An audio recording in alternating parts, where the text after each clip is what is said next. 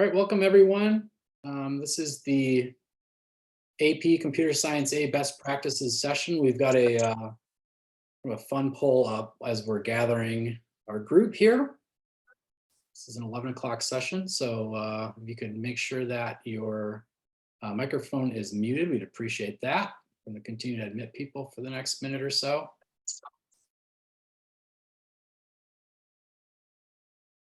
Appreciate y'all joining us on a Saturday today.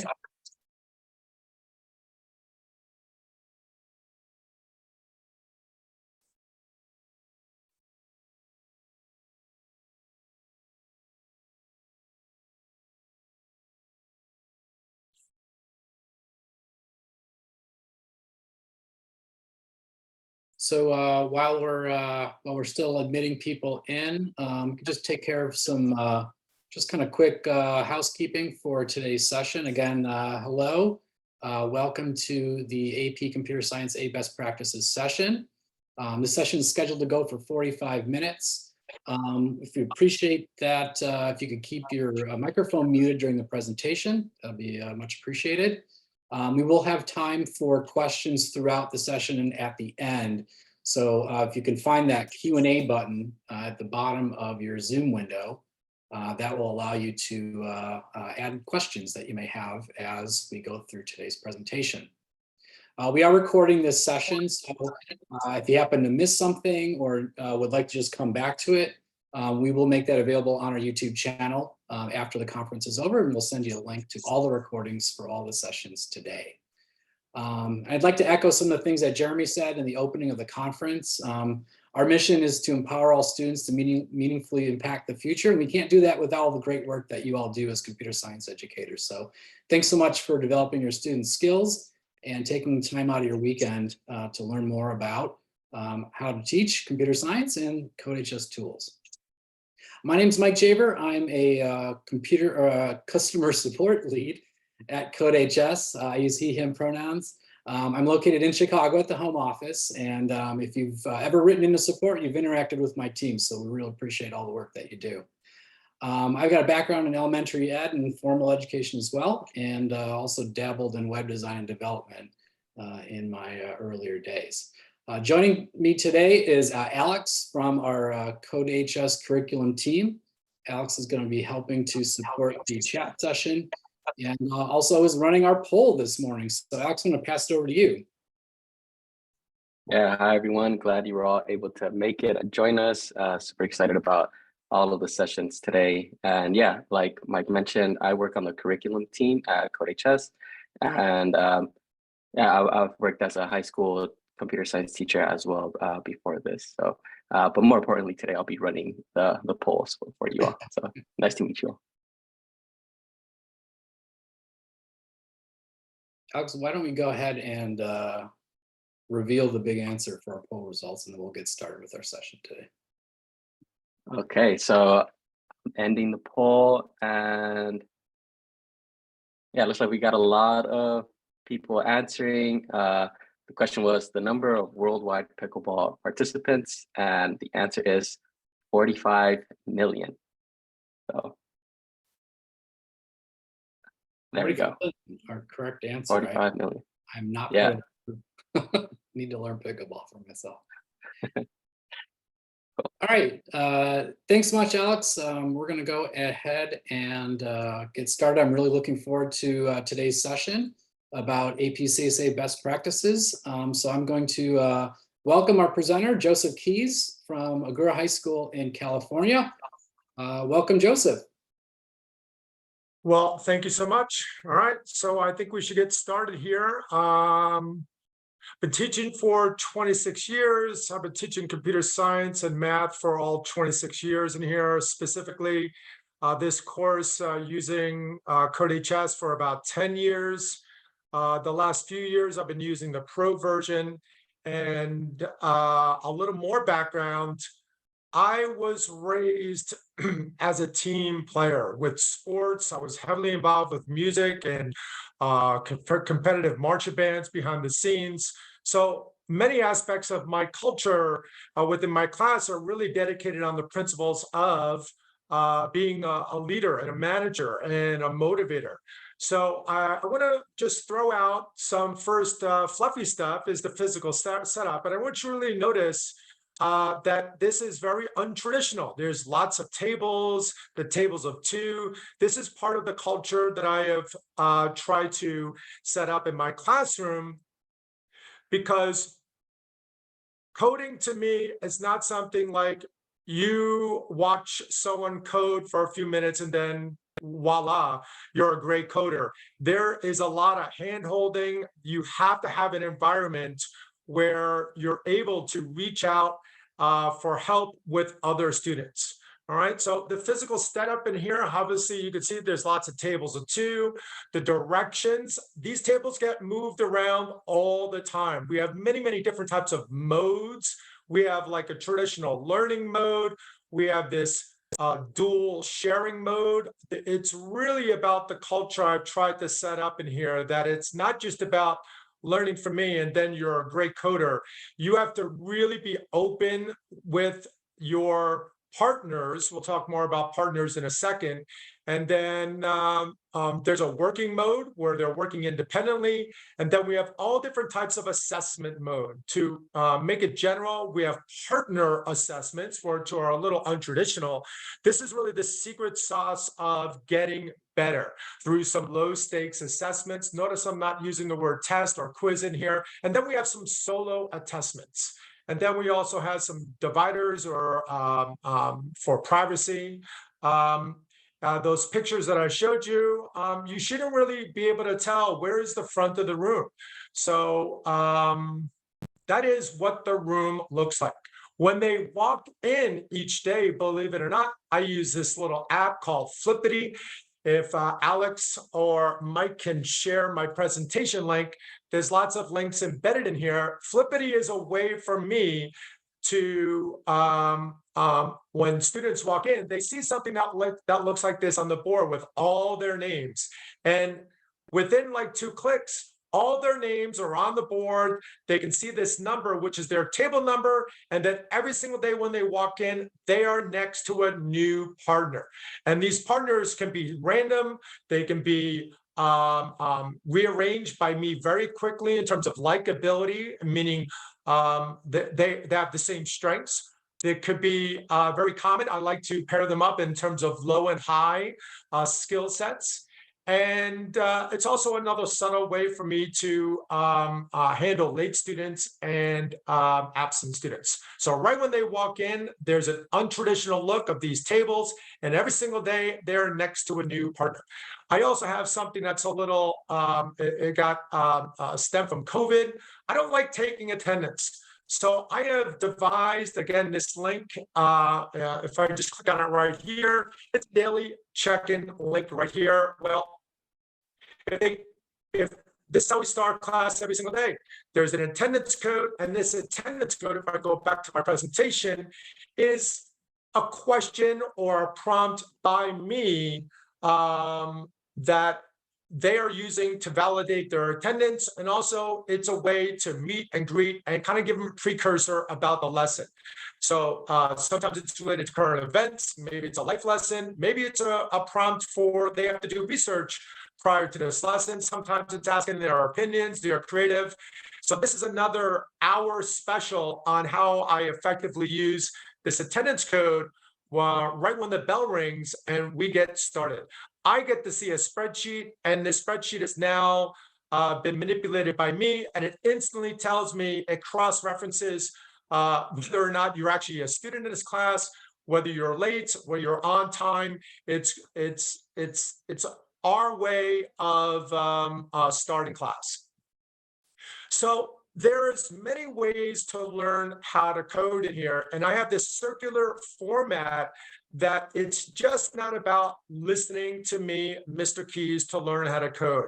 Every single day is somewhat a mixture of all of these things in here to get a handle on how to code. So you can see the CodeHS website is the main platform. I would say about 95% of all stuff that we teach is through here. But you can see there's all different ways to present and gather information. So I'm a big fan of diversity of information in here. And that's a little diagram I whipped up years ago to show students that it's not just about listening to me and then you're just an amazing coder. What's our next slide? All right. So I was talking earlier about this team approach. So my goal, believe it or not, I treat them like a team. I'm trying to get the entire class to get a 5 out of 5 on the AP exam. And I think they sense that passion that I have for everyone to have high standards, and whether you have experience or not, you are going to be very prepared to try to get a 5 out of 5 on this exam. And history tells me we're at least a full point over the national average. And I really think it's all about this team approach and culture that I've tried to set up through the years. So getting a 5 out of 5 on this exam is a balance between learning, fighting whether or not am I teaching to exam or not, the speed of the curriculum. A little side note, I like to have all 10 units of the Nitro done prior to spring break. I know that feels like a rush to a lot of people, but I'll show you my calendar later on how I'm able to achieve that. So once again, I still have, just like many of you, the spectrum of incoming with experience, no experience, all different skill sets in terms of how they had a problem solve. But my goal is to keep high standards, 5 out of 5. So once again, it's all about this partnership. You're going to see a few photos in a second, and these photos, hopefully you can get to really be aware of the engagement level. It's not just about learning from me. I am the motivator, coach, manager. I am always encouraging communication between two people to put out the fire. If I'm the only fire person in the town, and I'm the only one qualified to put out a fire, there's going to be too many fires. I have to rely and I have to train my students to be open and honest and be really willing to ask for help and to give help. And by walking in each day and you're next to a different person, there is this bond that we have as a team. It's not like you're next to the same person in this rows and columns format all year long, surrounded by the same 2 or 3 people. There is an incredible blend of everyone walking in. You're on this assigned table and you're next to someone every single day. So I teach them how to talk to each other. It is so sad now that we have this screen generation of younger students in here, and I have to show them how to talk to each other. I have to encourage them how to share and grow and listen and break it down, and sometimes role play conversations on how to help someone. This is all about the managerial responsibilities I have as a leader and a teacher to make sure everyone is willing to ask for help and to help other people. I have this other phrase here at the bottom. It says, what does learning sound like? And I'm always very aware of what the classroom sounds like as they're working out problems, whether it's FRQs or multiple choice or just working through the platform. Someone will eventually go, oh, and I really make a big deal about this. Usually, if there's a teacher in front of the room, there's not 30, 40 people always saying, oh, I get it now at the same time. But when you're one-on-one with someone and someone has an epiphany of something that they never thought about before, they have this natural sound effect. No matter where you go around the world, it is a universal sound of, I just got it. And I really make it a big deal and a positive spin on, like, that's what learning sounds like. It's really not me, which I'm doing right now, it's just preaching to the choir. So these photos, I'm going to go fast and then I'm going to slow it down in here. I really want you to be observant on the engagement, where they're looking, who they're talking to, and so forth. I'm going to go backwards and start again in here. So here we go. Look at their eyes, no matter what table we're talking about. This is teams of 4, for example. We have a team of 3. We have 2 teams of 2 in here. They're working through, they're communicating, they're talking. This doesn't happen instantly on day 1. It's really about communicating and sharing all year long about what you're looking for in this team approach to get students how to code. So that's the first 19 slides. Alex, Mike, do you guys have a time for me? Okay. It's 15 after right now, so we've got another 30 Yeah. minutes. So that was really the non-CodeHS kind of fluffy culture that I've really built. That's really the heart and soul of the class. I'm now going to transition to some of the other tips and tricks and more best practices, maybe using the platform and so forth. Alex, Mike, do we have any initial questions right now? Joseph, there was a question in the chat about how to encourage building trust among students if they're working with different partners regularly. Yeah, it's easy when it's different every single day. And I'm going to talk more about assessments here in a second, which sounds like something you do at the end of the semester, which is somewhat true. But I also have the culture of every single day, you're trying to prove to me, share with me that you are engaged, you're interested, not whether you're understanding or not, that could be a part of it, but it is really about not being in a shell around you and encouraging everyone to share with your partner or friend questions that you have. And it takes time, but it does take a daily message that this is the key and secret sauce to our particular class. By the way, before I move on, Mike and Alex, hopefully that link has been shared to the presentation in the chat, so people can check out some of these little sublinks in here. So the next topic I want to address is assessment diversity in here. So I spend a great deal of time, you'll see in a moment. It's really a gigantic mix of multiple choice and FRQ assessments. Notice I don't use the word test in here.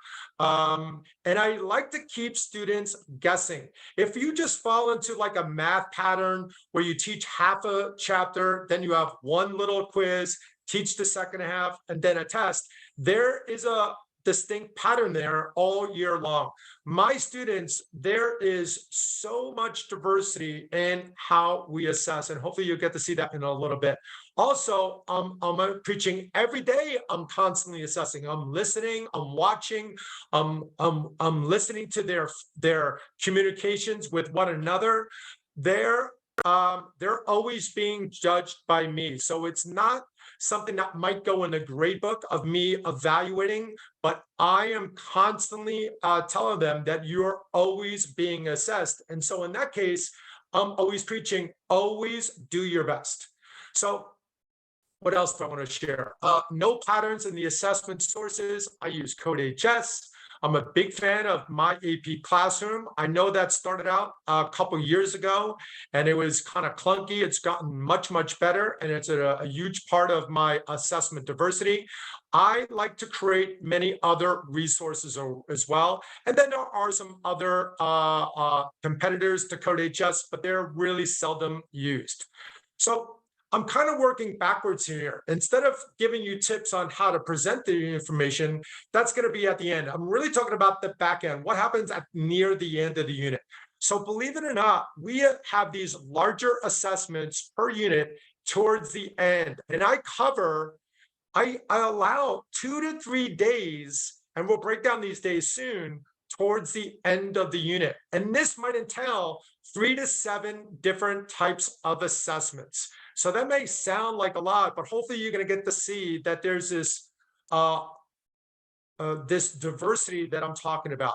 Each assessment is going to hopefully build, and very important to scaffold when people are trying to learn how to code, especially with computer science A.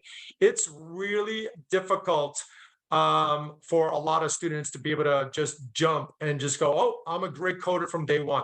So we're trying to build their skills through these assessments. We're trying to build their knowledge and build their confidence. We're just not only about trying to get a number like, oh, how much do you know? It's truly an opportunity to, like I said, build the skills, their knowledge, and their confidence. So all of these kind of descriptors in here. You're going to see I'm going to break these down in a second. The assessments that I use, sometimes they're partner versus solo. Sometimes they're very short, even one question, sometimes 3 questions. Sometimes they're easy, sometimes they're hard. These are all done on purpose to make sure there's a very scaffolded approach to building that skill set. I have online versus paper, multiple choices versus FRQ. I sometimes give them feedback versus no feedback. When do I do this? Sometimes they count as a grade, sometimes they don't count as a grade. So it would be really rare in a math class to have a test and just not count it. So we have so many diverse assessments. My students are always trying their best because they don't know the pattern. They don't know whether it's going to be graded or not graded, whether it's going to count or not count. They don't know if they're going to get feedback or no feedback. So low stakes, high stakes. I'm aware of when assessments are public available online and when they're secure. So this now breaks down my thought process behind the last 2 to 3 days of a unit on how I want to morph going from the left-hand side to the right-hand side. These assessments, and we'll break it down a little sooner, they will start out being partner assessments. And so when they walk in, remember, they have a new partner. Sometimes these partners are arranged by me, sometimes they're random. They are encouraged to talk and communicate and figure out the task at hand, whether it's a multiple choice or an FRQ or something different. So partner to solo. I like to build these for the last 2 or 3 days. We start out easy, we build their confidence to something more hard. We start out online because online's easy to grade, and then we go to a paper assessment, which is more work on my part.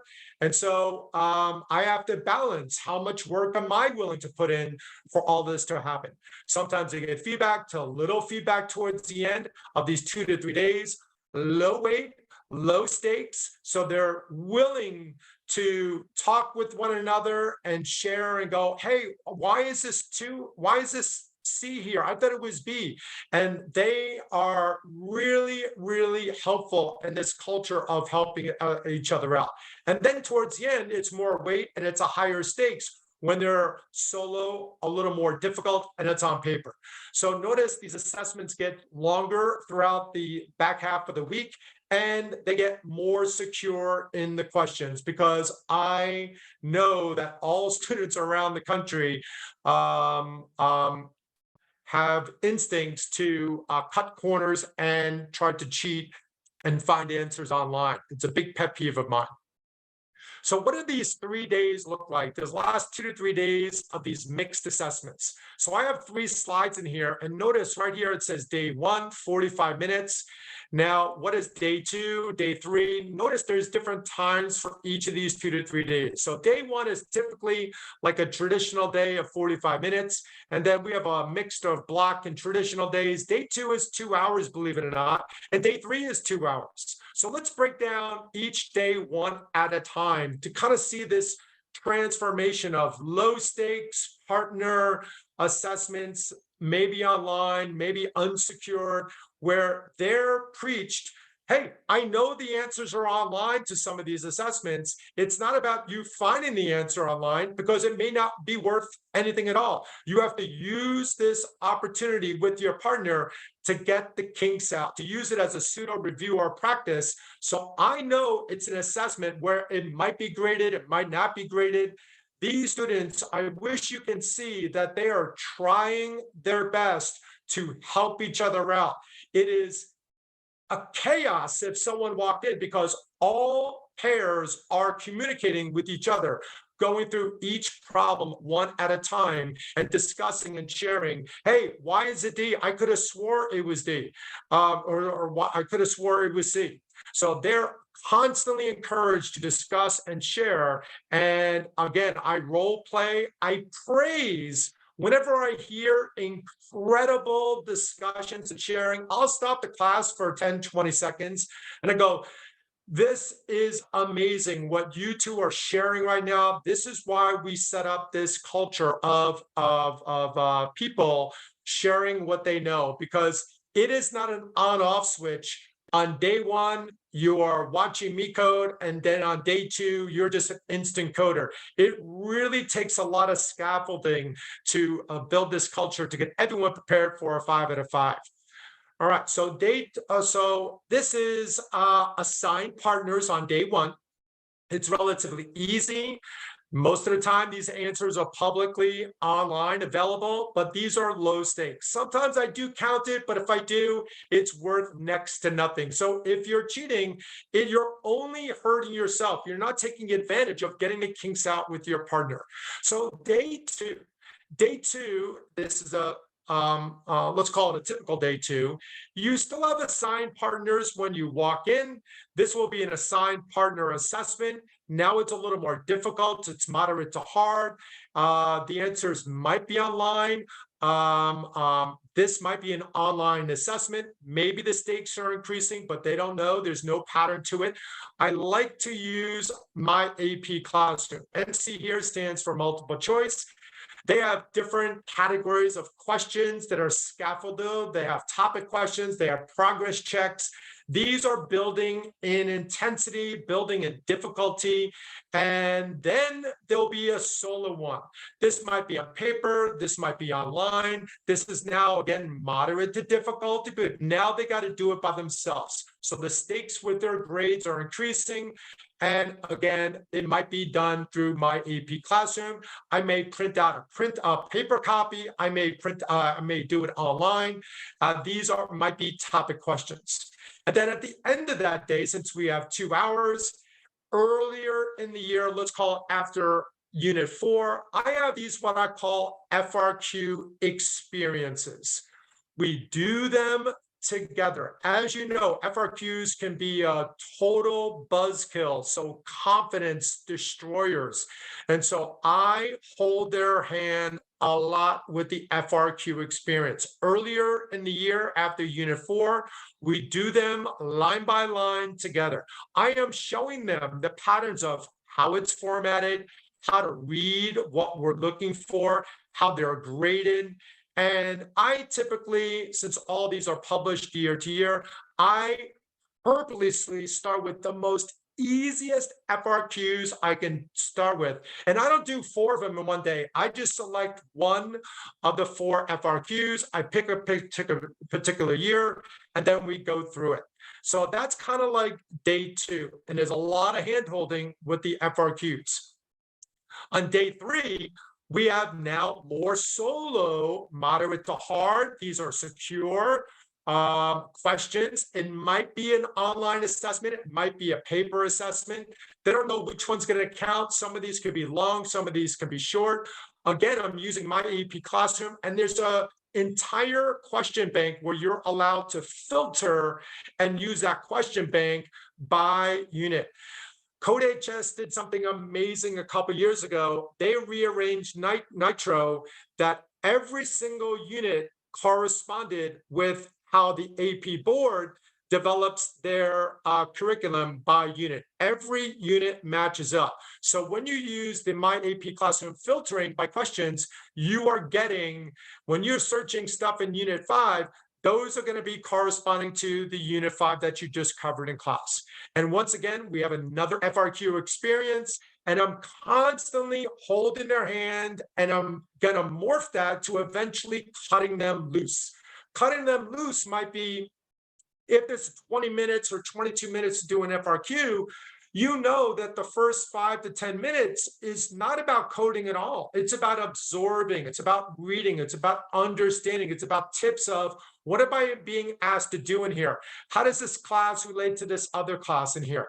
And if you could think about the analogy of a group leader taking someone on a hike, I am not out front on this hike when I'm escorting people through a trail. I'm in back of the students. I'm at the tail end. I'm the caboose. So when I say cut loose, I want everyone to have the courage to stay a little bit ahead of me, but not too much, to try to build some confidence on their own. All right, so I wanted to also share some information about how I handle late or absent students, because when you're doing so, Mike, yes? Did you want to pause for a couple questions? We've got some in the Sure. panel. One question from Karen, do you have a prerequisite for this course at your school? You know, that's a great question. We used to have Algebra 2 or higher. You used to completed Algebra 2 or higher, or got a B or higher in honors geometry. But those prerequisites in our school district, like many school districts across the country, have just disappeared. There is, you might know, they're trying to break down every barrier for people to have access to courses. So this year, for the first time, I have a couple freshmen. These freshmen might be taking honors geometry. It's quite rare to have a freshman that's not an honors geometry, but there's no prerequisites in terms of taking a previous computer science class, but I do teach 3 of them at our school. I teach the principles class, I teach the Java class, and then we also have a Python programming class. You could take them in any order, and there's no prerequisites for one versus the other. The pathway I kind of preach is principles first, then Java, and then Python we save for very experienced juniors and seniors. But once again, I have taught Python with people with no experience before, and freshmen. So I'm not sure if that answered your question. We used to be tough about the prerequisites. Now it's loosey-goosey, but this is a difficult course. And I think most of the students, when they're registering, they communicate to each other. Hey, this is a tough course. You just don't just whip out your best effort and just expect to be good. You have to be so on top of it to do well in this class. So any other questions? Yep, we've got one from Michael. Overall, how have your students performed on the AP test? Yeah, I said earlier, if whatever the national average is, let's call it 2.8, for example, I'm typically 1 full point above the national average.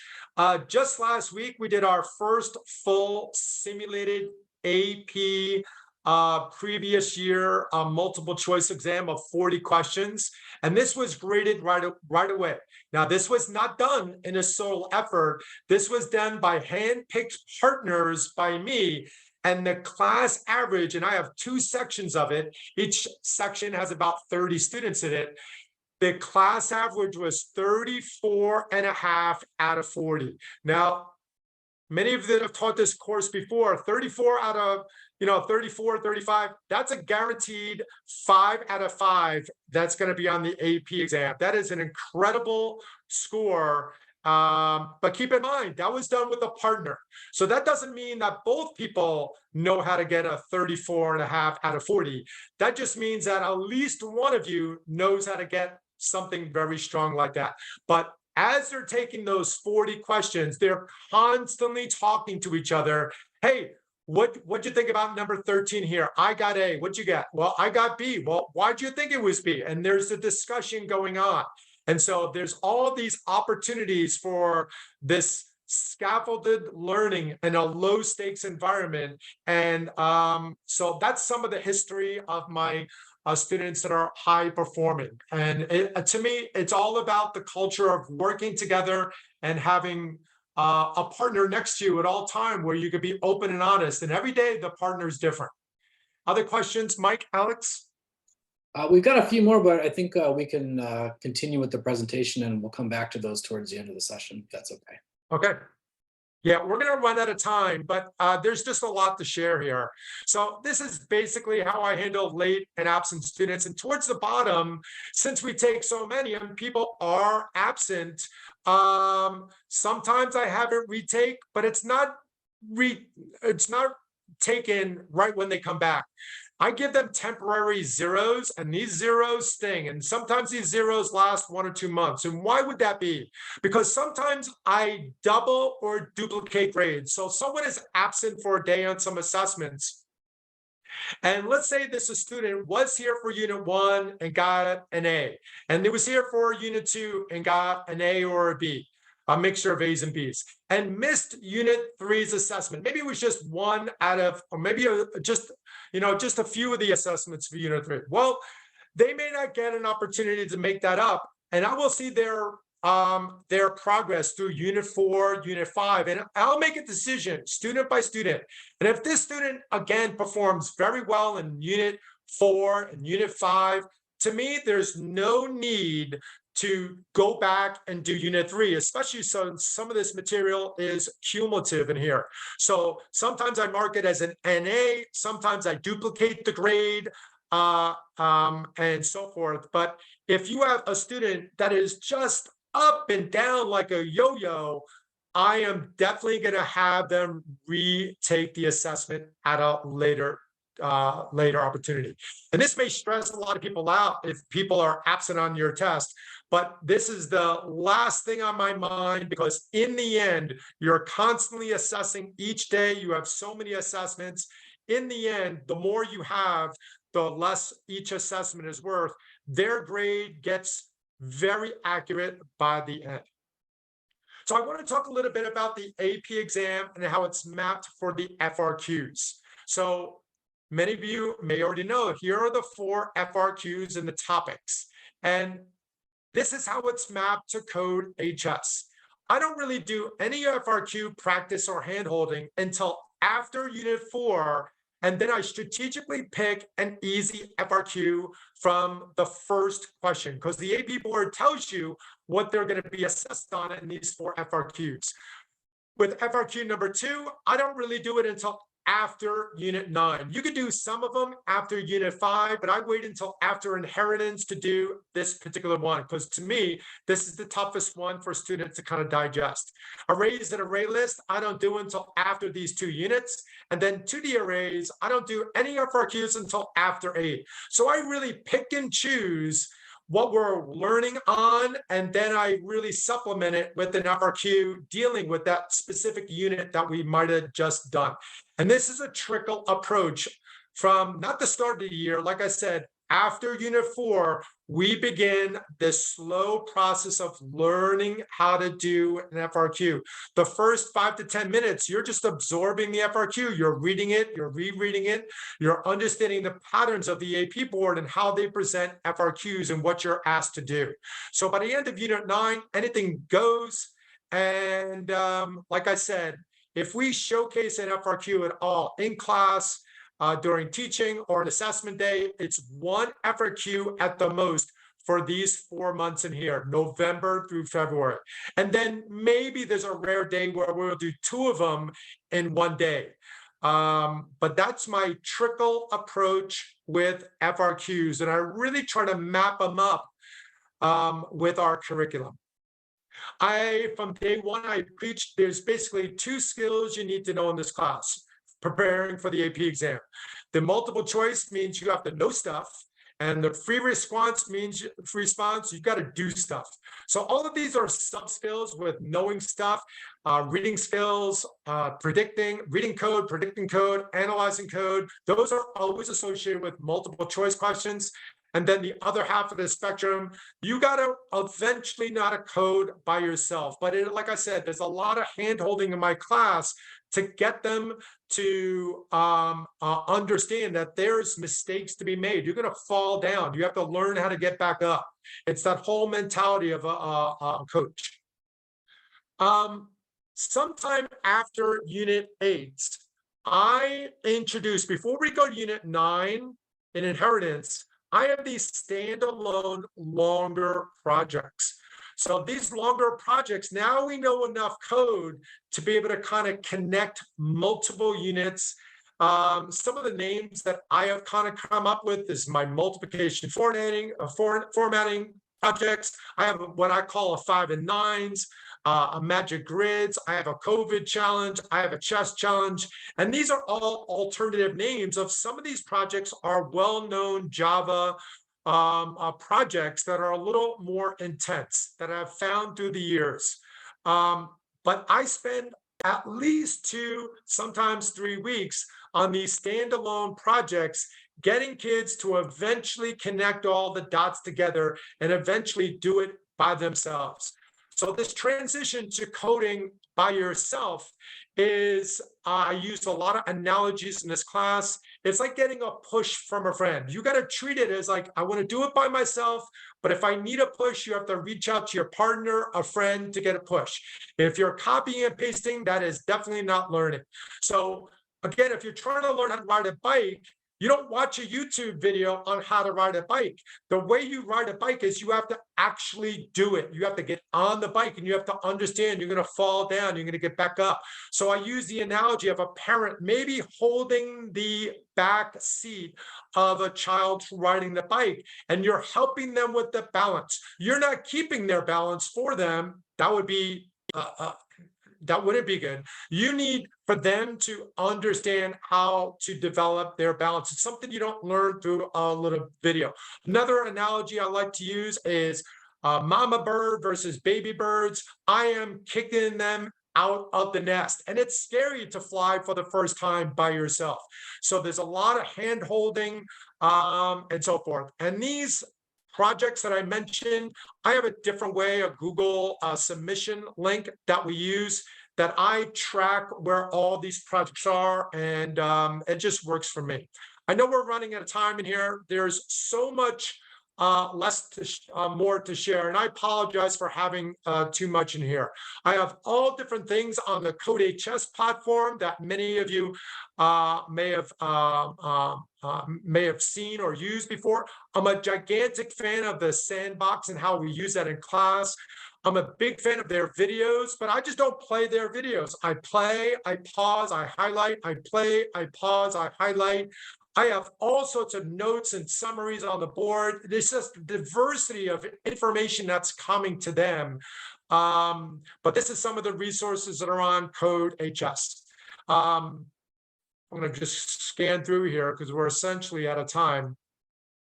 Their toolbox is really outstanding now. It's so many resources for us. The practice tab is another tab at the top. That is a tremendous resource for students building their skill set, gaining that confidence with syntax, with some small challenges.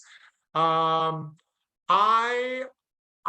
course settings in here, you have to spend a lot of time as an educator to really dive in how amazing CodeHS's course settings are, and toggling on and off some of the pro features like the copy paste prevention. Sometimes I turn it on intentionally, sometimes I turn it off, and there's no rhyme or they don't know when it's being turned on or off. So I'm encouraging them to constantly and use integrity, code with efficiency, and to practice. And it's just something that I have done through the years, that the copy and paste I've turned on and off when I want them to really understand how to do it, the pains of doing it by yourself, and without ability to copy and paste and cheat, versus allowing them to go a little faster, that balance of speed to get something done that they already are comfortable with. So I also use the history tab, the time tracking, if in case I have some suspicious students. I'm constantly checking their progress tab, the gradebook, and so forth. Mike, I think we're out of time, but I have so much more. Is there any questions or comments or moans or groans? We do have a few questions, so I'm going to go to Mugda. Hope I'm pronouncing that correctly. Do you follow the Nitro units layout? So do you follow the basic kind of course? That is exactly, in fact, yes, I follow the Nitro in order religiously. And I will say, though, when I'm presenting information, and let's call it Unit 3, and part of their video has some information from Unit 5 or 6, I take every opportunity to what I call pre-teach. If I know there's something embedded in this lesson that is not being assessed this unit, but they're going to have to use in a future unit, I start giving them lots of pre-lessons. This is a lesson that you're gonna have to be comfortable with in the future. But yes, I go through all 10 units one at a time. Yeah, any more questions? Yes, Jason was wondering if all of the work is completed in class or if you assign any work outside of class. Yeah, since it's an elective, I'm torn. I want everything to be done in class. I would like to think I give them enough time in class, and I certainly have enough evidence with my stronger, more responsible, experienced students that don't take anything home with them. However, there are some students where we start something in class and they're not able to finish, and they're expected to finish it on their own. And I'm all about the pacing. If I stop sharing, excuse me, where is it? I'm going to share something else with you. Something's in my way.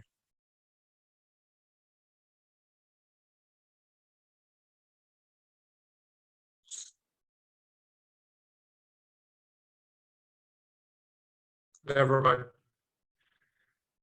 The Zoom platform, things are in my way right now. Give me a second.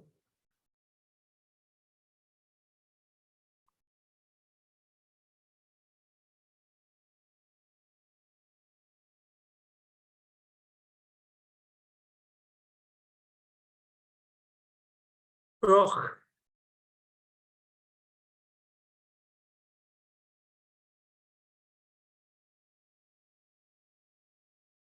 I apologize. Anyway, I don't know what I was talking about. I wanted to show you. Oh, I was going to show you something about the calendar. On day one, when they walk in, I essentially have a tentative outline of the pacing of the class for the entire year. Since we know our bell schedules and we have long days and short days, every single day I tweak at the start of the year, and I try to keep that pacing. And the students know the pacing. They know that we're going to spend 5 teaching days on unit 6, for example, and then we're going to have 2, maybe 3 days of assessment. And that calendar is available to them 24 hours a day at the start of the year. So again, it does get tweaked, but having that calendar in front of me keeps me at a pace where I know we're going to get prepared for every assessment and the AP exam. Mike, any other questions, comments? We have maybe time for one more quick one before we wrap up. Mugdo's asking, what is your grades breakdown, assessments versus assignments?